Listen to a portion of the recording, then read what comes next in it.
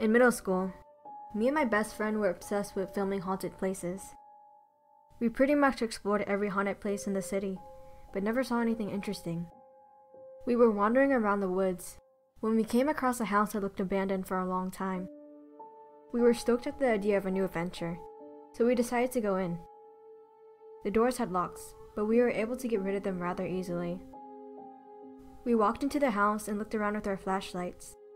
Although it was dark and somewhat old, the house wasn't in bad condition. The closets were still filled up with clothes, the fridge was filled with rotten food, and there were still family photos hanging up. As we investigated the place more, we realized the house didn't look like it had been moved out of, but just straight up abandoned. I paused for a second and looked at one of the family photos. Something about it just gave me the utter creeps. Without me noticing, my friend had wandered into a room while I was staring at the family photo. I heard her scream and ran to where she was. I don't know why, but she was completely freaked out.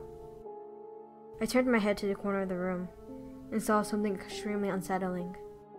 It was a porcelain doll, sitting on a rocking chair. The doll had glossy blue eyes, blonde hair, and a fluffy dress. Normally, creepy dolls don't bother me, but this doll had a huge crack on its cheek, and nothing about it seemed like a little girl would love to play with it. As I was looking at the doll, the chair began to rock back and forth. Me and my friend glanced at each other, both knowing no sort of breeze could have gotten into this room.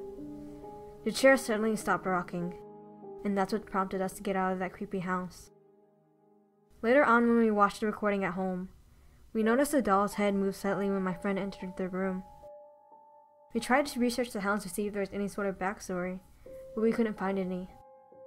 Neither of us had any sort of idea on why there was a creepy doll there. A couple of nights afterwards, I was getting ready for bed when my best friend called me. I picked up the phone, and she sounded panicked. She started to explain what happened. She was home alone when the doorbell rang. She opened the door and saw something on her welcome mat that terrified her. A porcelain doll of herself. I was creeped out just hearing her explain it, and told her to come to my house as soon as possible.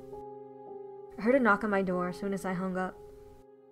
I opened the door, ready to greet her, when I had a horrifying sight instead.